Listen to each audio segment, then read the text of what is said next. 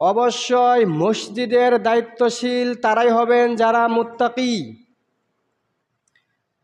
এটা আল্লাহ রব্বুল আলামিন বলেছেন সূরা আনফাল আয়াত নাম্বার 34, পারা নাম্বার 9, সূরা নাম্বার 8।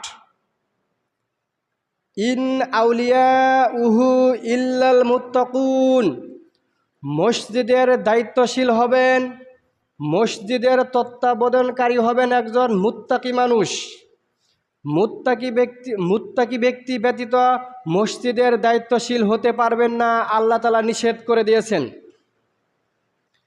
এরপরে আল্লাহ রব্বুল আলামিন সূরা তাওবা আয়াত নাম্বার 18, 10 নাম্বার পারা, 9 নাম্বার সূরা, এখানে আল্লাহ রব্বুল আলামিন বলেছেন ইন্নামা ইয়া'মুরু মাসাজিদাল্লাহ,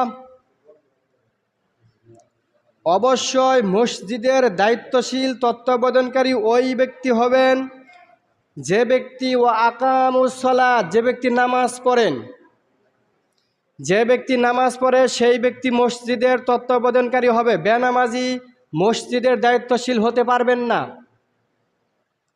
এরপরে আল্লাহ তাআলা বলেছেন ওয়া আতাজ যাকাত, যার উপরে যাকাত ফরজ হয়েছে যদি ব্যক্তিটা ধনী হয়ে থাকে তাহলে অবশ্যই তাকে যাকাত দিতে হবে। যদি ধনী ব্যক্তি যাকাত না দেয় তাহলে ওই ব্যক্তি মসজিদের দায়িত্বশীল হতে পারবেন না, আল্লাহ তাআলা নিষেধ করে দিয়েছেন।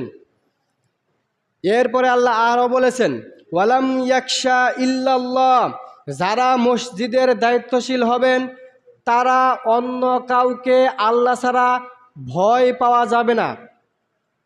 কেন ভয় পাওয়া যাবে না? যারা সমাজের দায়িত্বশীল হবেন তারা অবশ্যই সমাজের ভালো মন্দের প্রতি খেয়াল রাখবেন। সমাজে কোনো অন্যায়, অবিচার, অশ্লীলতা, বেহায়াপনা হতে দেওয়া হবে না, হতে দেওয়া যাবে না। এই জায়গাতে বাধা দিতে হবে। আর বাধা না দিয়ে যদি আমি আপনি ভয় পাই আল্লাহ ছাড়া অন্য কাউকে, তাহলে আমার জন্য মসজিদের দায়িত্ব পালন করা বৈধ নয়।